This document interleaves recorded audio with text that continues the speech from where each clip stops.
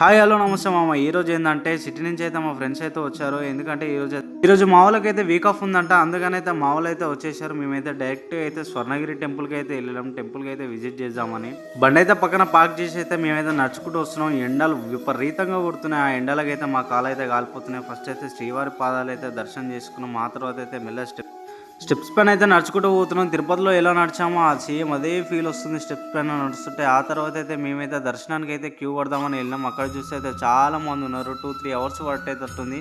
అందుకని అయితే మేమైతే 100 రూపీస్ అయితే టికెట్ అయితే తీసుకున్నాం. అయితే దర్శనం అయితే 20 మినిట్స్లో అయిపోయింది. ఆ తర్వాత రైట్ సైడ్కి అయితే మేము వచ్చేసేసరికి మనకైతే ఆంజనేయ స్వామి ఉందో. ఆ తర్వాత జై గంట అయితే ఉంది. గంట అయితే ఉంది కానీ గంట అయితే అందరూ కొట్టిస్తున్నాను అయితే గంటల్లో మధ్యలో అయితే తీసేశారు. ఆంజనేయ స్వామి ముంగటి నుంచి అయితే కొద్దిగా ముంగడికి రాగానే మనకైతే యజ్ఞ మండపం అయితే ఉంటుంది. ఆ నుంచి అయితే కొంచెం ముంగడికి రాగానే అయితే మనకైతే విష్ణుమూర్తి అయితే వాటర్లో అయితే పడుకొని అయితే ఉంటాడు. ఇది చాలా ఫేమస్ అయిపోయింది ఇన్స్టాగ్రామ్లో.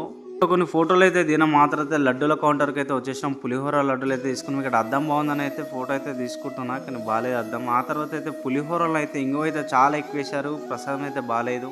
ఆ తర్వాత అయితే మెల్లగా అయితే కిందికి దిగేసినాం.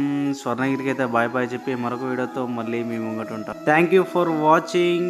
Please like and share.